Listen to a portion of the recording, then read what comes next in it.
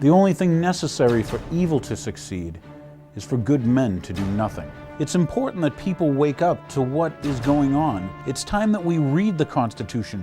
It is error that needs the support of government. Truth can stand alone. That was given to us by Thomas Jefferson. Welcome, everyone. My name is Daniel Hapney, and this is The Real Story. What news? So much news this week. I'm going to try to blow through the news fast for you. You make of it what you may. Then we'll get into a few topics, and then we'll get to show you some videos that I thought were important for you to see so that you get the real story. I always say follow the money and find the story. So anyway, this week, interesting news stuff, okay? How about this one? You'll love these. You know, the federal government helps local police purchase sonic weapons to inflict pain and damage hearing to disperse demonstrators. That's from the Washington Post. By the way, they're also buying from local Raytheon microwave weapons. How do you like them apples? Yeah, what are they planning about America? How come the local police didn't need these last week? They must be planning something.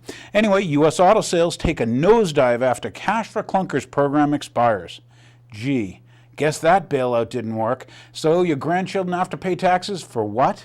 You know? So anyway, yeah, that was from, the Business Insider, October 1st. Okay, how about federal government is stealing American land and resources as part of a United Nations program called Agenda 21 Sustainable Development. Its goal is to erase humans from 50% of American land with a ban on extraction of resources, including water. Gee, maybe you should find out what's happening to California in water, huh? How about more news? U.S. relinquishes control of internet. So we're going to give that what to a world body? Future control will be shared by all governments via the UN. Am I the only one who sees this one world government thing coming? Do you remember all your leaders saying New World Order? Just a thought. U.S. senior official in Bush domestic propaganda program remains as Obama's Pentagon spokesman. Hey, another example of commonality between Republicans and Democrats in spite campaign rhetoric. That was from the Raw Story. I'll give you one. How about this? New York School District forbids students to walk or ride their bikes to school, even with their parents. Collectivist control freaks, they're just going. That's from the Times-Union, in case you were wondering. Okay, a little bit of news. We got a couple more newses I want to get you because, once again, you make what you want of them. I like this one. The Empire State Building goes red. Show them the picture. The Empire State Building made itself red to celebrate that 60th year of communist China. At the same time, for you local Massachusetts residents, at Boston City Hall Plaza, they flew the Chinese flag. Now, just so you remember, and you find out if I'm lying, okay, because do your own due diligence, remember the Chinese, they're the ones who say, well, no freedom of religion. Oh, that's right, the Falun Gong members, right? And let's see, they killed 60 million of their own people. That's like times 10 Holocausts, right? During their Cultural Revolution, find out if I lie, and they harvest the organs of their people, like I harvest corn in a cornfield. So, yeah, next time you want to fly the Chinese flag, remember those 60 million, because we had to have a Holocaust memorial. I guess we didn't have to have a Cultural Revolution memorial, did we? So that's kind of interesting for news. Now, things I want to cover for tonight. This is tonight's thing. I want you to learn about the American police force. Sounds American, doesn't it? Show them the pictures. Yeah, they've got that Illuminati, Bosnian, Serbian double-crested eagle thing. Yeah. Well, it's funny because up in Hardin, Montana, a little community, the poorest community in the state of Montana. They built a $27 million prison facility. Now, that may not be a lot around here, but up there, it's a lot. And then what they find out is that this guy, Michael Hilton, Captain Michael, he likes to be called, not even an American citizen, okay, is got this American police force. Now, the interesting things are they put decals on their car saying that they were the Hardin police. The interesting thing was the city of Hardin has no police. They use the sheriffs. So all of a sudden, but what's important is foreign mercenaries coming in, okay? Foreign mercenaries into the United States running a camp facility. Now, you may remember Blackwater. That's the people, the contractors that murdered people in Iraq, that raped people in Iraq, okay? And they were the contractors used by this Bush administration, fascist Nazi regime, to go attack a country that didn't attack us, Iraq. But here's some interesting stuff. So once again, the guy has many names. Isn't it good? It's just like Obama, his name being Barry Santoro when he went to college, but now he's Barack Hussein Obama. Have you figured out something's funny? So anyway, this guy has like many Serbian surnames. And he has like 6 aliases. It gets better. He served 6 years in California prisons. He's a felon. How is it a felon can keep showing the pictures? This is the pictures you see when you see his website. Armed people, militarized people. They say, oh, we can bring not a battalion, but a regiment or whatever to your backyard full of special ops people. The interesting thing is, once again, 6 years in prison. Where did the $27 million come from to build this facility? Is this now a ghost site? Is this a dark site? Remember the United States did rendition? We took people from Canada and the United States, flew them all the way to like Syria to have them tortured. Okay, remember Gitmo? That's where we detain you indefinitely without any evidence, no jury of your peers, you know.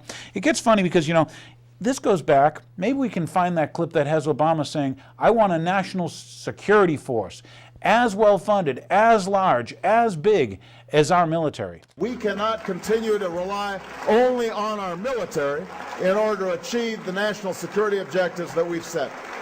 We've got to have a civilian national security force that's just as powerful, just as strong, just as well-funded. Also, too, the interesting thing was where they put this was right close to the Crow Indian Reservation. Now, why that's important is, see, because an Indian reservation is like a separate sovereign nation. That's kind of like Gitmo, huh? A no man's land where you don't get constitutional protection. So I ask you, what are these foreigners doing in our country? Okay, paramilitary training and dressed up, you know, in the Darth Vader outfits or whatever.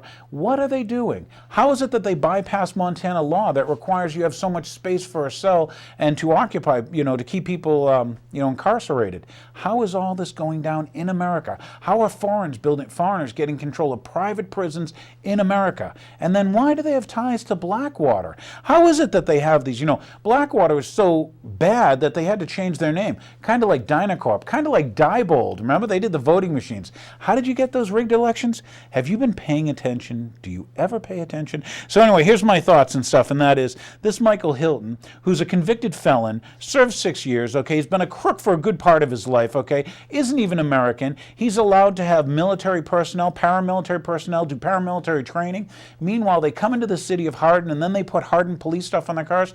I know you don't believe me. Here's the news from Billings, Montana. Well, members of the American Police Force showed up in Hardin yesterday, driving vehicles with Hardin Police written on them. As Color 8's Nick Law reports, it created quite a stir, especially because Hardin doesn't have a city police department. This was the talk of the town in Hardin on Thursday. Mercedes decked out in the City of Hardin Police Department decals and driven by American Police Force members. Two Rivers Authority officials say having APF patrol the streets was never part of their agenda. You know, I have no idea. I really don't, because that's not anything that's been in the discussions that I've had with any of them.